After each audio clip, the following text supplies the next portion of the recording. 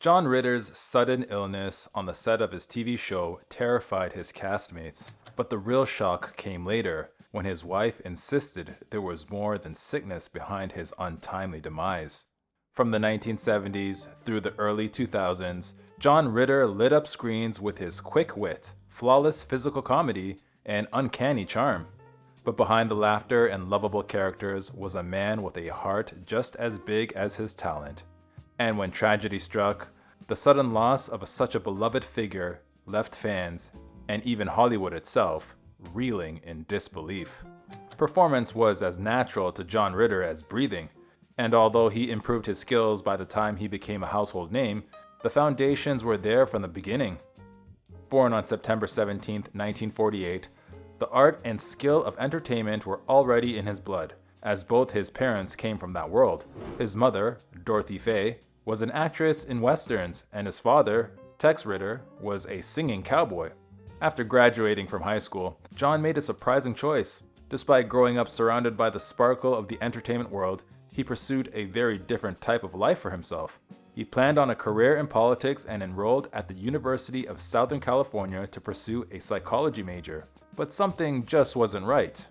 While his family had experience in the world of performance, John didn't have his first taste of on-screen work until 1966 when he appeared briefly on The Dating Game. He won a vacation on the show, and more than that, got bit with the entertainment bug.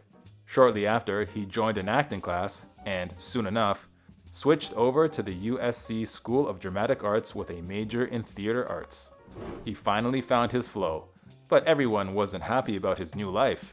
John's father, Tex, spent much of his life making a name for himself as a Western actor and singer, which is likely why he wanted a different life for his son. Having pursued a career in law when he was young, Tex wanted John to follow in those footsteps rather than a more unstable career in the entertainment industry.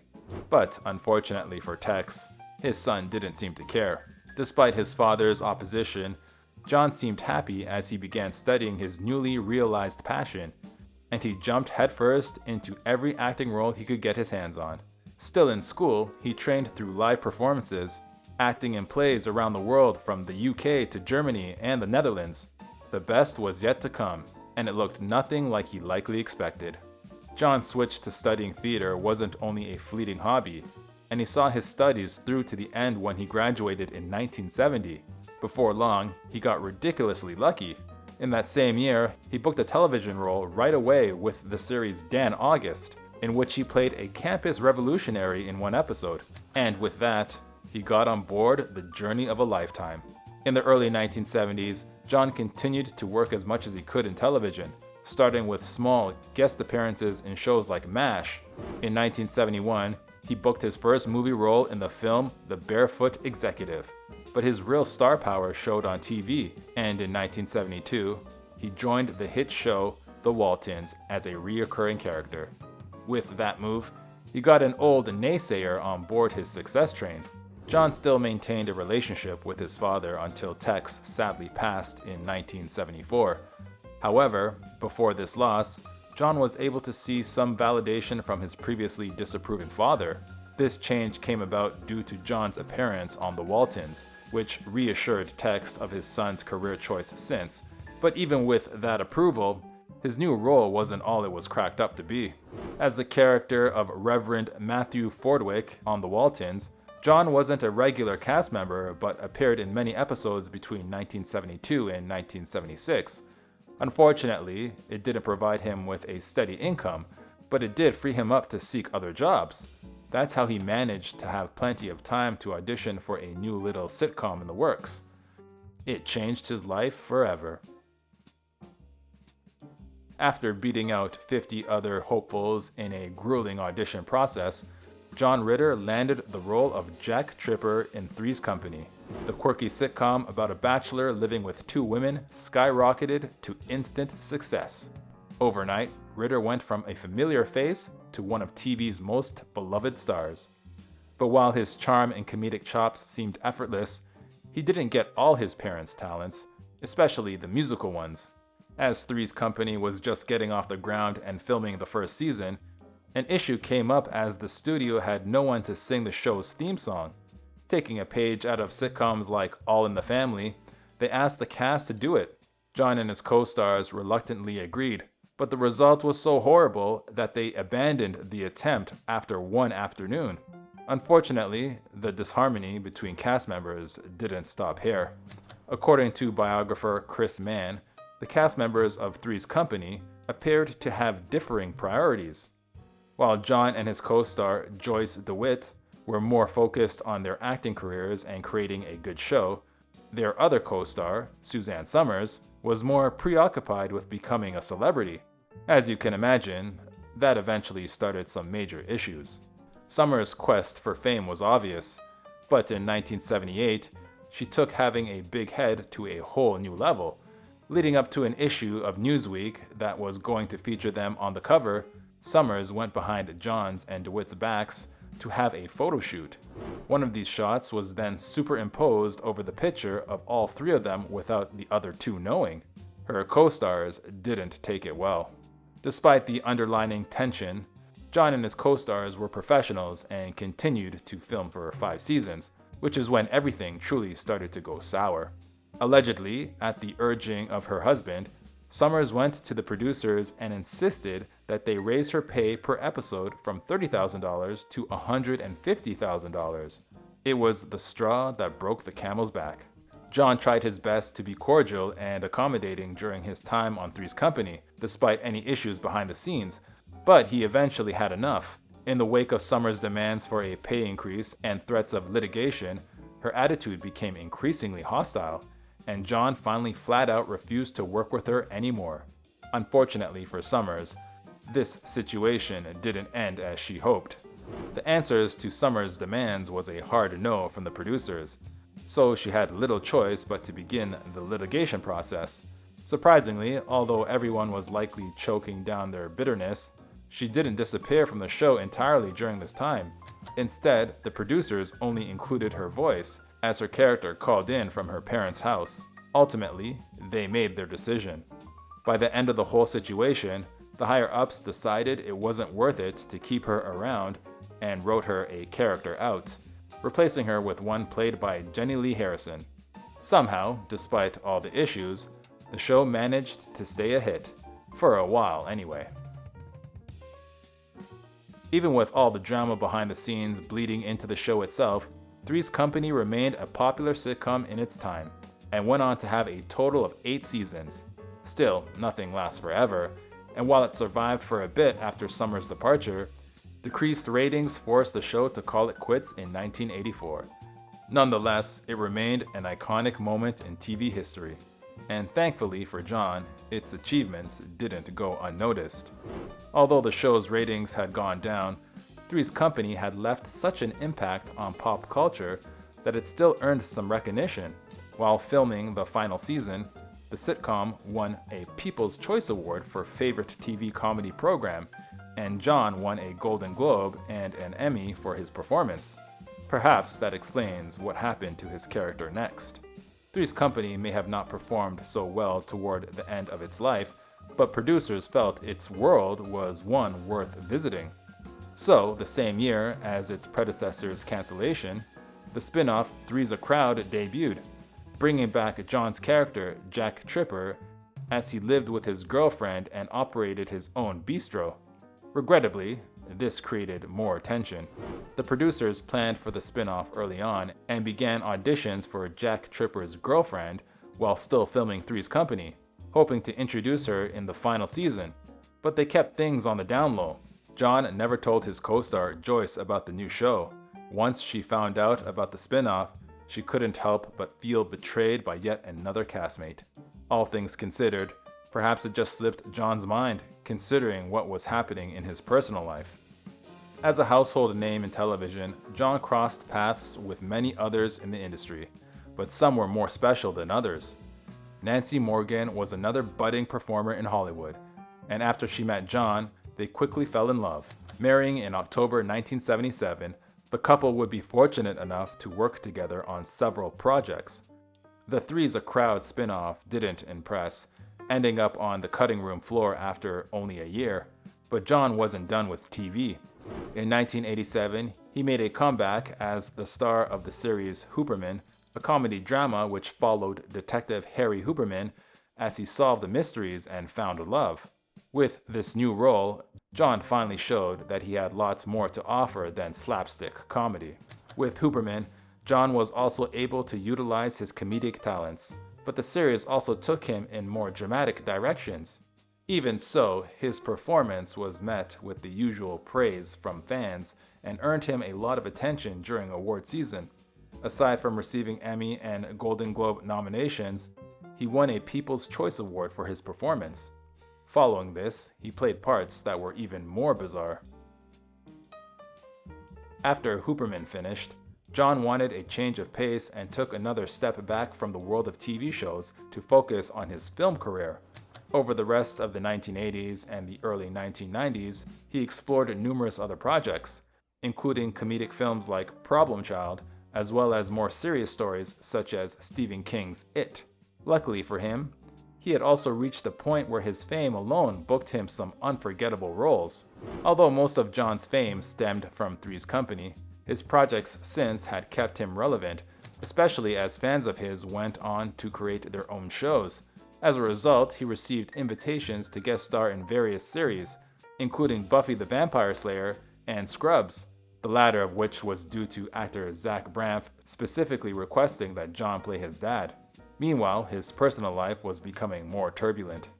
John and his wife Nancy had enjoyed their first few years of marriage, during which they welcomed 3 children and even hosted a charity telethon together. Sadly, by the late 1990s, their relationship had grown tiresome, and they decided the best option would be to end things, officially divorcing in 1996. But John didn't stay single for too long. While working on the film Problem Child in 1990, John spent a great deal of time with his co-star Amy Yasbeck, who played his on-screen wife.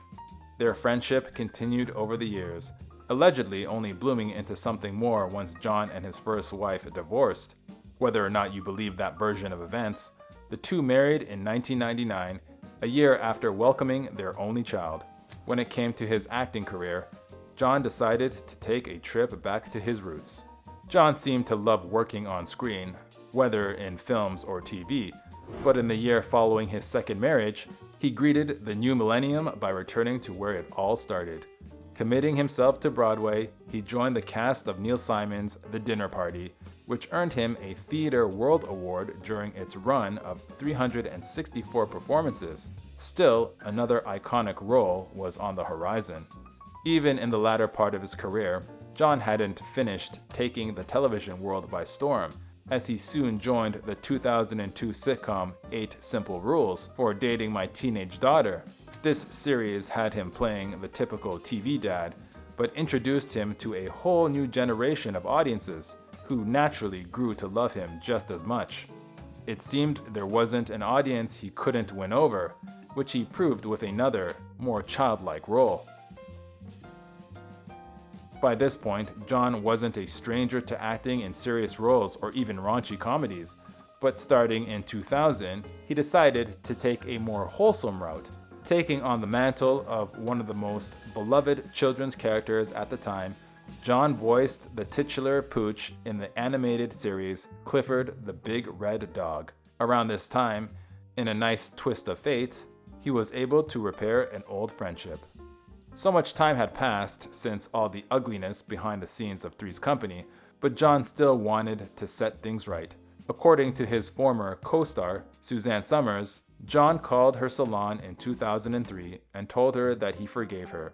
She later stated that this initially gave her pause, but she quickly got over it and made sure he knew that she had always loved him. This reconciliation wasn't a moment too soon. In just a single season, John had once again captured the hearts of TV audiences everywhere with 8 Simple Rules for Dating My Teenage Daughter. However, it was during the second season that things took a tragic turn. While rehearsing his scenes on September 11, 2003, he started to experience severe chest pains and vomiting. This wasn't something he could just brush off. That day, John had been working on his scenes on the Walt Disney Studios lot, which was right across the street from the Providence St. Joseph Medical Center. In a strange coincidence, This was the same hospital where he was born. And as his condition rapidly worsened, he was immediately brought to the emergency room. Upon John's reception, and as he explained his symptoms to the emergency room staff, they came to believe he was experiencing a heart attack. Following the proper course of treatment, they gave him aspirin and ordered tests and x-rays specific to heart attack victims. This proved to be a fatal mistake. The hospital staff did several tests on John and treated his immediate symptoms, but the x-ray they ordered never happened. This was all the more detrimental since an x-ray of his chest would have informed them that their initial assumption was wrong, and that he was experiencing an aortic dissection instead. Once they realized it, it was too late. Still under the impression that John was suffering from a heart attack, Dr. Joseph Lee administered anticoagulants to him, but this wasn't what he needed. While getting him ready for surgery, Dr. Lee finally realized the truth, but John was too far gone. They tried to treat him further, but he soon passed that night from the aortic dissection. John's passing hit everyone like a train, and obviously no one more than his family and friends. Anyone who had worked with him was reeling, but those who were currently doing so had to figure out how to move forward. As for 8 Simple Rules for Dating My Teenage Daughter, they decided to continue the series, but shortened the title to 8 Simple Rules. However, they didn't shy away from what happened. Rather than write John's character off with some cliché excuse for why he left, the writers of 8 Simple Rules wanted to give him a respectful send-off, albeit a heartbreaking one. After keeping the first couple of episodes he filmed in the season, they rewrote the story to include his character's passing, allowing the other characters and their actors a chance to work through the grief. A year after John's passing, when awards season arrived, those in charge wanted to make sure they commemorated his life and career. Therefore, for his performance in 8 Simple Rules, John posthumously received an Emmy nomination, although he did still lose to Kelsey Grammer in Frasier. And the tributes and honors didn't stop there. While he was dedicated to his sitcom, John was also involved in several other films and TV shows, all of which were intentional in recognizing his loss. His final feature films, Clifford's Really Big Movie and Bad Santa, both had dedications to him, as did his final episodes in shows like Scrubs, which also wrote his passing into the episode. John's widow, on the other hand, still had some serious work to do. In the years following John's passing, while his widow Amy grieved along with his other family, she also became convinced that his demise had been the result of negligence. With a desire for closure and justice for her late husband, Amy knew who she blamed for his loss, and she considered her next steps. Believing that the hospital staff who treated John in his final moments had made a mistake and caused her late husband to lose his life, Amy Yasbeck began litigation against them. Specifically, she filed lawsuits against 2 doctors who were responsible for his treatment, Dr. Joseph Lee and Dr. Matthew Lodish, even though Dr. Lodish wasn't there the day he passed. Still, she had her reasons. Taking the suit to trial in 2008, Amy had prepared her case and presented why she believed Lee and Lodish were responsible for John's passing. She claimed that Dr. Lee had failed to accurately diagnose John's aortic dissection on the day of his demise, and that Dr. Lodish had previously performed a full-body scan on John, but hadn't identified the issue. She then explained what happened on that dreadful day. Through grief and anger, Amy spoke about John's time in the hospital and the malpractice she claimed had occurred. In Amy's words, Dr. Lee had told both her and John that he would need an angiogram, still treating the actor for a heart attack. Unsure, John asked for a second opinion, but Dr. Lee refused as they were working against the clock. All Amy could do was comfort her husband. In her heartbreaking testimony, Amy detailed exactly how hopeless and powerless she felt in that moment, as she could only do so much to be there for John. Specifically, she tried to ease his anxiety by telling him that the doctors knew what they were doing, and she urged him to be brave before the staff took him away for treatment. Finally, the courts made a decision. Unfortunately for Amy, the final decision wasn't in her favor, and the Los Angeles County Superior Court jury ruled that neither doctor was responsible for John's passing.